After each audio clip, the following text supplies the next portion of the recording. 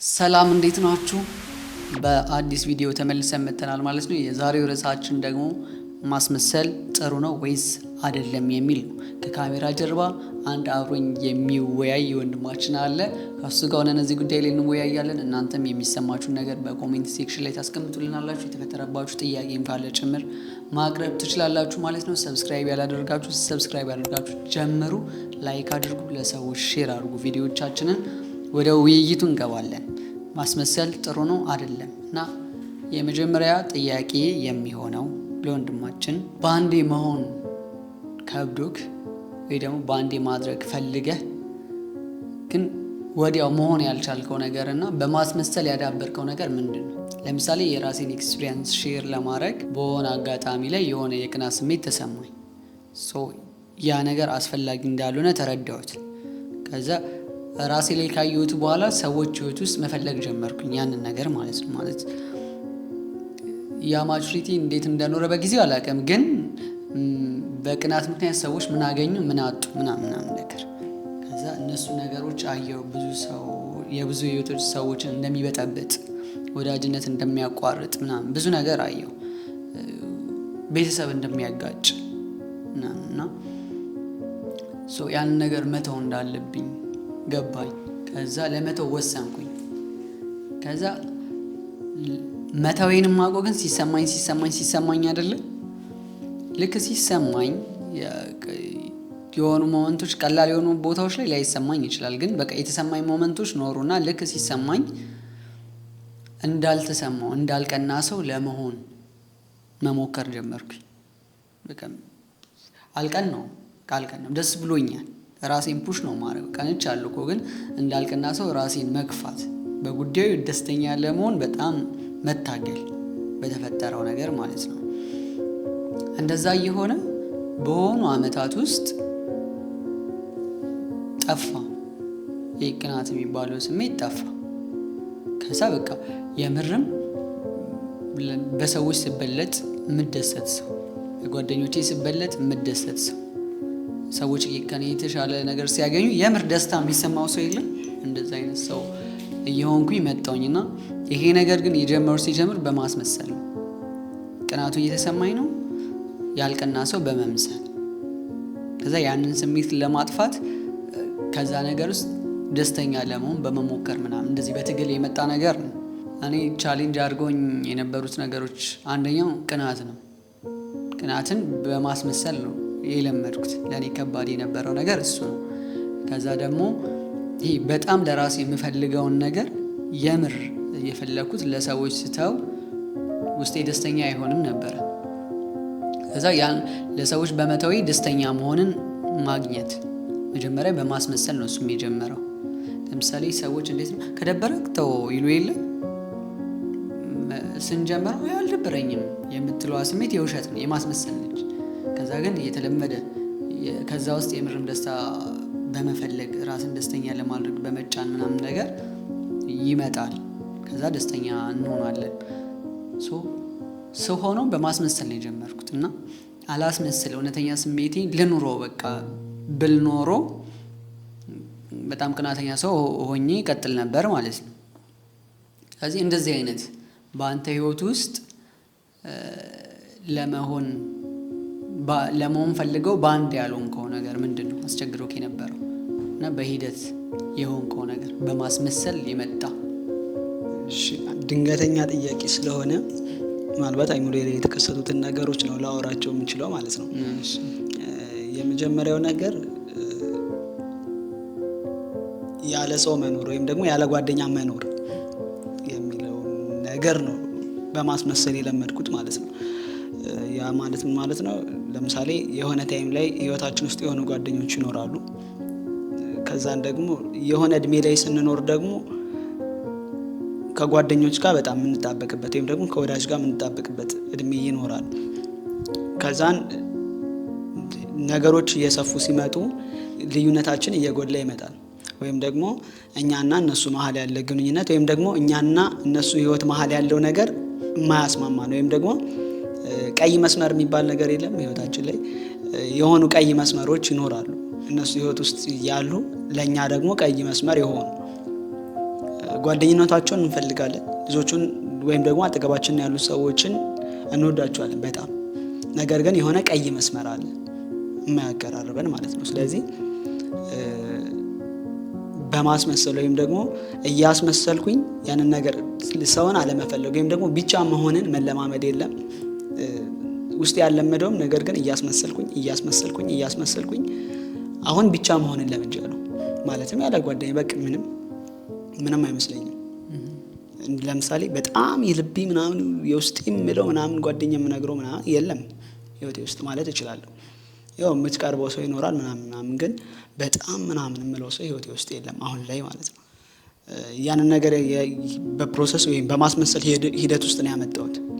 ምንም አይሰማኝም አሁን ህይወቴ ውስጥ ጓደኛ ኖረ አልኖረ ምንም ነው የማይሰማኝ ማለት ነው። ሰው እንዴት ያለ ጓደኛ ይኖራል ወይም ደግሞ የሚያወራው ሳይኖረው እንዴት ይኖራል ምናምን ይባላል። ግን ምንም የለም ህይወቴ ውስጥ እንደዚህ አይነት ነገር ማለት ነው። መጀመሪያ ሰሞኖች ግን የነበረው ሂደት እንዴት ነበር? አጠገባቸው እንዳልሆንኩኝ እንዲሰማኝ፣ ስለዚህ ከነሱ ጋር ሆኜ ራሴን በማስመሰል ውስጥ መለማመድ እንደማያስፈልጉ አጠገቡ የሆነው ይሰማኛል ግን እንደማያስፈልጉ ደግሞ አስመስላለሁ ነው። ስለዚህ ያንን ነገር በመለማመድ ውስጥ ከህይወቴ ውስጥ ያንን ነገር ለማውጣት ሞክሬያለሁ። ሁለተኛው ጉዳይ ደግሞ የሆነ ታይም ላይ እንዴት እንደሆነ አላውቅም፣ ከዛ ሳላውቀው ሙዚቃ ሰሚ ሆኛለሁ። ሰሚስ በቃ እንደዚህ ፈልጌ ምናምን ሳይሆን በቃ ሙዚቃ ደስ የሚለው ሰው። ያ ነገር የተፈጠረው እንዴት ነው? በሆነ በአጋጣሚ ቲቪ ላይ ሙዚቃ ሰማለሁ።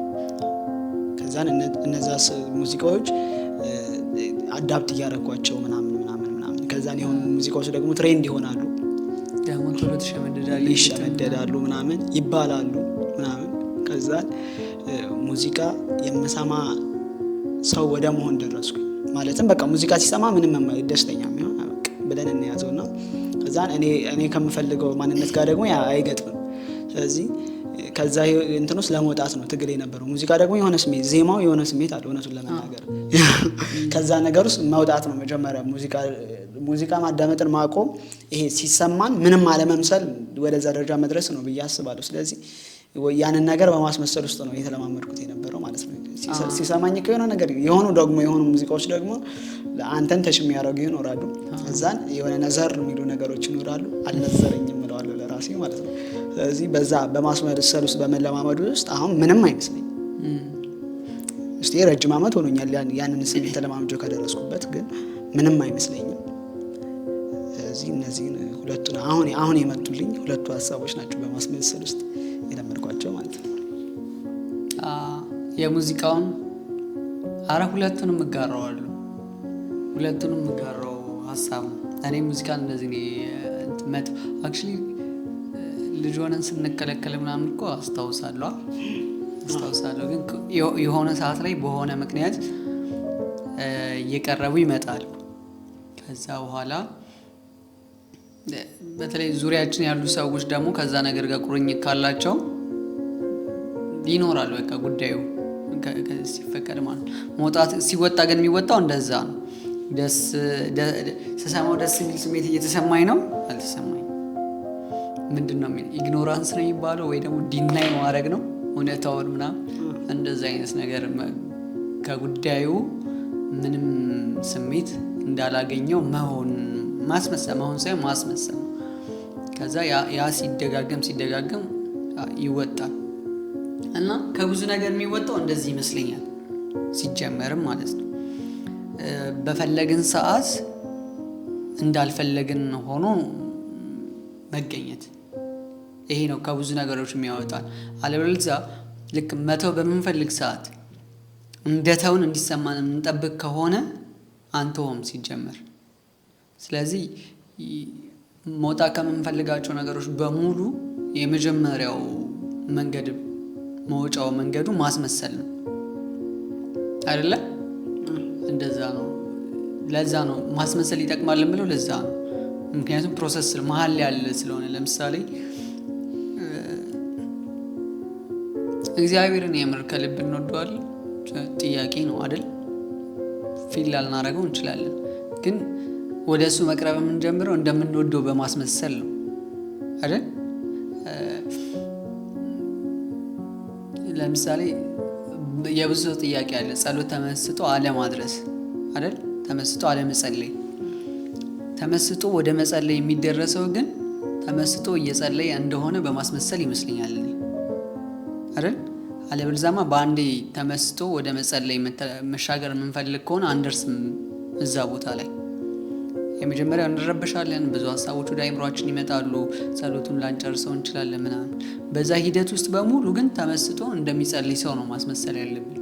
ግን እኔ እዚህ ላይ አንድ ነገር የማስበው ነገር ይሄ ማስመሰልን ከምንረዳበት ሀሳብ አንጻር ትንሽ አይምሯችን ላይ እንትን እንዳይል የምፈራው ነገር ምንድን ነው? አንድ ሰው ለምሳሌ ጸሎት እየጸለየ ሀሳቡ መሰብሰብ፣ አይምሮ መሰብሰብ፣ ትኩረቱን እዛ ጸሎት ጋር ከእግዚአብሔር ጋር ብቻ ወይም ደግሞ ከፈጣሪ ጋር የተነጋገረ እንደሆነ ብቻ ማድረግ ወይም ደግሞ ሀሳቡን እዛ ውስጥ መክተት መቻል ነው ሀሳብ ይመስለኛል። እና ሰው ላስመስል ብሎ ከገባ ትንሽ ከሀሳቡ ጋር የሚጣረስ ይመስለኛል፣ የግል ሀሳብ ማለት ነው። ላስመስል ብሎ ሳይሆን እያስመሰልኩ ነው ብሎ ማሰብ የለበትም ብዬ አስባለሁ። እንደዚህ አይነት ጉዳዮች ላይ ማለት ነው። እያስመሰልኩ ነው ብሎ ሳይሆን ማሰብ ያለበት እዛ ነገር ውስጥ ለመሆን መታገል ማወቅ አለበት። እንዴት ማወቁ ነው የሚያድነው ሰው ነው። እንዴት ነው እያስመሰለ መሆኑን ማወቅ አለበት። አለበለዚያ እሱ ራሱ ይረብሸዋል። ፈልጉት እያስመሰለ እንደሆነ መቀበል አለበት መጀመሪያ ለራሱ። ያው አለበለዚያ ማለት ነው ጉዳዩ ሲሰማው እንደዛ ሲያደርግ ተስፋ ይቆርጣል የሆነ ሰዓት ላይ። አሁን እያስመሰልኩ እንደሆነ ለምሳሌ እኔ ያለፍኩባቸው መንገዶች እያስመሰልኩ እንደሆነ ተቀብዬው ስለሆነ ነው። ለምሳሌ መለወጥ ስንጀምር ሰዎች ይተቹናል አይደለ? እያስመሰለን እኮ ነው። መጀመሪያ በሚተቹን ሰዓት አልሆነውም ገና እኮ ብዙ ጊዜ በጣም የሆነ ነገር ከሆነው በኋላ ብዙ ተቻ አይኖረውም። መሆን የምትለዋን ነገር እርግጥ እስክናረግ ግን ብዙ ተቺዎች ይኖሩናል። ደግሞ አንተም ብሎ ምናምን የመሳሰሉ ነገሮች አሉ። ስለዚህ መሆን ላይ በሁለት እግራችን እስክንቆም ድረስ እኛ ራሳችን እያስመሰልን መሆኑን መቀበል አለብን። እያስመሰልን መሆኑን ስንቀበል ሰዎች ሲተቹን አንንገዳገድም። ለምሳሌ አንዲት ሴተኛ አዳሪ ከሴተኛ አዳሪነት ስትወጣ ይኸውልሽ ሴተኛ አዳሪ ሆና ነው ሴተኛ አዳሪነትን ስለመሆን የምታስበው። ወጣች እንበል፣ ስራውን አቆመች ነው። ወጣች ሳይሆን ስራውን አቆመች። ባቆመች ቅጽበት ግን ሴተኛ አዳሪነቱ አይቆምም ብዬ ነው ማምነው እኔ። ይሄ ለምሳሌ ከነገርየው ጋር ተያይዞ ያሉ ስሜቶች ከውስጣችን ሲወጡ ነው ወጣን ምንለው አይደል? ለምሳሌ ዳንኩ የሚባለው ከአንድ በሽታ የህመሙ ስሜት ሲጠፋ ነው አይደለ? የህመሙ ስሜት ካለ ዳን ማለት እንችላለን? አንችልም። ስለዚህ አንዲት ሴተኛ አዳሪ ከሴተኛ አዳሪነት ወጣው የምትለው በሴተኛ አዳሪነቷ ምክንያት የደረሱባቸው ፔኖች በሙሉ ሲወገዱላት ነው አይደል? ትዝታዋ ሳይረብሻት ሲቀር ገብቶሻል ሀሳቢ? ትዝታዋ ሳይረብሻት ሲቀር ሀሳቡ ተመላልሶ ሳይመጣባት ሲቀር። ምክንያቱም ልማድ ነው። አንዳንድ ጊዜ ያው መስራት አለመፈለግና መስራት መቶ የተለያዩ ነገሮች ናቸው። ስለዚህ በማስመሰል ውስጥ ግን ይለመዳል ጉዳዩ። ልብ ወደ መቀበል ይመጣል ጉዳዩ። ከዚህ ሀሳብ ጋር ተያይዘው ዋናው ሀሳቤ ምንድን ነው? ለምሳሌ ሶሻል ሚዲያ ላይ ብዙ ጊዜ የሚነሳ አለ። የጀርባ ህይወታቸው ሌላ ነው፣ ሶሻል ሚዲያ ላይ የሚያሳዩት ሌላ ነው። ማለት ጥሩነታቸው መልካምነታቸው ምናምን የታይታ ነው ይባላል አይደለ? ይሁን ችግር የለውም። ግን ያንን ሰው ለመሆን ይለማመዳሉ ወይ የሚለው ጥያቄ ነው መነሳት ያለበት። ሰዎች በማስመሰላቸው እኔ አልወቅስም ብዙ ጊዜ። ምክንያቱም ቅድም እንዳልኩት ማስመሰል ፕሮሰስ ነው፣ ወደ መሆን መምጫ መንገድ ነው። እያስመሰልን ነው ምንሆነው ማለት ነው። ስለዚህ ሶሻል ሚዲያ ላይ ያሉ ሰዎች አስመሳይ ናቸው የሚባሉ ሰዎች የሚያስመስሉትን ነገር ለመሆን የምር የሚጥሩ ከሆነ መበረታታት ነው ያለባቸው። ምክንያቱም ሲጀምር ማስመሰል ስላለባቸው። አንድ ሰው ህዝብ ፊት ከመጣ በኋላ መጥፎነቱን መግለጥ አለበት የለበትም? ግን እነዚህ ሀሳቦች ብዙ ጊዜ የሚነሱት ከምን አንጻር ነው? ለምሳሌ አብዛኞቹ ሶሻል ሚዲያ ላይ አመተው አስመሳይ የሚሆኑት ሰዎች ተብለው የሚገለጡት ከዛን ከሚወጡትም ነገሮች አንጻር የምንሰማው ነገር ምንድነው? አስመሳይነታቸው ጥቅም ፍለጋ ወይም ደግሞ ትኩረት ፍለጋ ነው የሚሆነው ነው።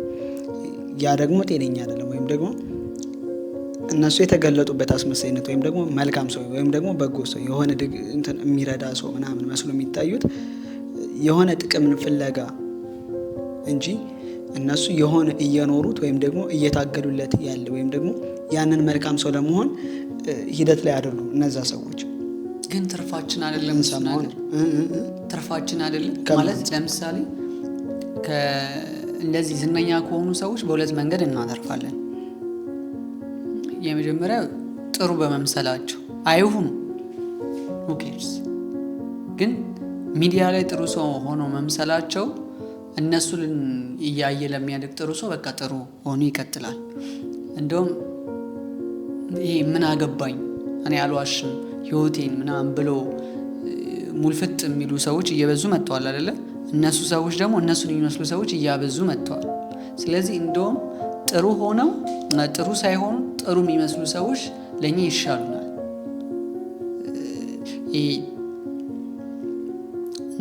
ወድቀው ወዳቂ ከሚያበዙ ሰዎች። እሱ ደግሞ ምንድነው ጉዳቱ? ምን አይነት ሰዎች ደግሞ በዛ መንገድ እየተፈጠሩ ይመጣሉ? ሁለት አይነት ዓለም ያላቸው ሰዎች ይሉ ሁለት አይነት ዓለም ያላቸው ሰዎች ማለት ነው። ሚዲያ ላይ ሌላ ከጀርባ ሌላ ነው ሳይሆን ማታ የሆነ ጉባኤ ይሄዳል፣ ከዛን በዛው ደግሞ ክለብ ይገባል፣ አስቀዳሴ ይገባል ምናምን አይነት ሰዎች ማለት ነው። ሁሉም ልክ ነው ብሎ የሚያስብ የለም። ለምሳሌ እንዴት ነው እነዚህ ሰዎች ይህንን የሚያደርጉት ሰዎች ያንን ዓለም ጠልተውት ወይም ደግሞ ጠልተውት መውጣት አቅቷቸው የለም። ሁለተኛው ልከኛው ያልሆነውን ዓለም ጠልተውት መውጣት አቅቷቸው። ይሄን ሀሳብ እኮ ጋራዋለሁ፣ ግን የኔ ሀሳብ ምንድነው? ለምሳሌ ጥሩነታቸውን ትተውት ጥሩ የሚያስመስሉትን ነገር ትተውት ያኛውን ህይወታቸውን ብቻ ቢያሳዩት ምንድነው የምናገኘው ጥቅም? ከነሱ የምናገኛትን የተወሰነች ጥቅምም ቢሆን እናጣታለን ሙሉ ለሙሉ። ያው የክለብ ህይወታቸውን ብቻ ቢያሳዩ እነሱን የሚያዩ የእነሱን እውቅና የሚያዩ የእነሱን ኑሮ የሚያዩ ሰዎች በሙሉ ወደ እነሱ ሽፍት ያደርጋሉ አይደለ? ጥሩ ጎናቸውን ለማሳየት ሲሞክሩ ግን ያንን እያዩ ያንን መሆን ብቻ የሚፈልጉ ሰዎችን ደግሞ በዛው ይፈጥሩልናል። የኔ ሀሳብ ማለት ነው። ስለዚህ ይሄ መውደቅ የምንለውን ህይወት ደጋግሞ ሲያሳዩን አዳፕት ይደረጋሉ። እያየ ነው እኮ ነው። እንደዛ ብቻ የሚኖሩ ሶሻል ሚዲያ ላይ ያሉ ታዋቂ ሰዎች እኮ አሉ። እነዛ ሰዎች እየፈጠሩ ያሏቸውን ሰዎች እያየን ነው። እከሌን መሆን እንፈልገው የሚሉ ህጻናት ሲበዙ እያየን ነው። ያንን ልክ አድርገውት ማለት ነው። ግን ግማሽ ይሻላል። ይኸውልሽ ከሙሉ ጥፋት ግማሽ ጥፋት አይሻልም? እኔ ደግሞ የኔ እምነት ይሄ ኖርማል የሚባል ነገር ይፈጥራል። ይሄ ሁለት ዓለም ያላቸው ሰዎች ቅድም ያልኩትን መንገድ ያመጡና ይሄ ሁለት ዓለም መሆን ኖርማል ይሆናል ማለት ነው። ቆይ ልጨርሰውና ሁለት ዓለም ልከኝነት ይሆናል። እዛም እዚህ መሆን ልከኝነት ይሆናል እና ሲደጋገም ምን ይሆናል? ኖርማል ይሆናል። ምንም አይመስልንም። እሱ የቤት ስራ ያላቸው ሰዎች አሉ። አንደነግጥም ወይም ደግሞ ምንም አይመስልንም። ስለዚህ እንደ ማህበረሰብ እዛ ነገር ውስጥ ይከቱናል እነዛ ሰዎች ማለት ነው። እነዚህኞቹ መጥፎ ነገር ያለባቸው ሰዎች ሲጀምሩ መጥፎ ናቸው፣ ሳያቸው መጥፎ ናቸው። ስለዚህ ለነሱ ኢግኖር መግጨት እችላለሁ ማለት ነው። ገና ሲጀምሩ ጀምሮ መጥፎነታቸውን እያየሁ ስለሆነ እዛ ሁኔታ ውስጥ መሆንም አልፈልግ። ሰው ከሆንኩኝ የሆነውን አካል ነው እነዛ ሰዎች የሚረብሹት ወይም ደግሞ መጥፎነታቸው የሆነ አካል ነው የሚከተላቸው። መጥፎነታቸውን አውቆ ማለት ነው። ለአቋርጥሽ ከሰዓት አንጻር ነው ማቋረጠውና ያው አይቀርም መጥፎ ሆኖ ሁሉም አሁን የምናያቸው ለምሳሌ በብዛት ይታወቃሉ። ሁለት ነው አለማቸው። ፊት ለፊት ላይ እንደዚህ ይመስላሉ እንጂ እንደዚህ አይደሉም የሚባሉ ሰዎች በብዛት ይታወቃሉ። እነሱ ሰዎች እቺ ጥሩ የሚያስመስሏትን ነገር ቢተው ይግማማል። ሙሉ ሶሻል ሚዲያው ይግማማል። ከዛ ደግሞ ያው ሰው ስላልፈለገ ብቻ ከመሆን አይቀርም። በተደጋጋሚ ያንን ነገር የሚያይ ከሆነ አዳፕት ያደርገዋል። በተደጋጋሚ ሞት ቀሏል አይደለ? ቀላል ነገር ሆኖ ነው በቃ ሰማ ነው አይደል? የእነዚህን ሰዎች ህይወት በፊልምም ይሁን መጥፎውን ፓርት በፊልምም ይሁን በምንም እናገኘዋለን። አይቀርልንም፣ እንዴትም አይቀርልንም። ግን ቢያንስ የተወሰኑ ሲያስመስሉ ለአይምሯችን ባላንስ ይሰጡናል። ለምሳሌ ከምናየው ነገር ውስጥ የሆነች ጥሩነትን ጣል አድርገውልን ያልፋሉ፣ ባላንስ ያደርጋሉ። የኔ ሀሳብ ማለት ነው። ለምሳሌ ያስመስሉ እነዛ ሰዎች በቀን ውስጥ ስክሮል ስናደርግ ከሚመጡልን ነገሮች ውስጥ እነዚህ አስመሳዮቹ 50 የማስመሰል ጥሩ ነገር ሰርተው ቪዲዮ ለቀቁ አይደለ? 100 የወደቀን ሰው ህይወት ከማየት 50 ጥሩነትን ያስመሰሉ ሰዎችን ጥሩ ቪዲዮዎች ባይ እና 50 ባይ አይምሮዬ አዳፕት ነው የሚያደርገው። ክፉ ለመሆንም ጥሩ ለመሆንም መጥፎ ለመሆንም አዳፕቴሽን ነው ብለን የለ? አዳፕቴሽን ከሆነ እነዚህ ሰዎች ባላንስ እያደረጉልኝ ነው። የግል ህይወታቸው እኮ ነው። ግን እኔ በማየት ውስጥ የሚፈጠረውን ነገር ባላንስ ያደርጉልኛል በትንሹም ቢሆን።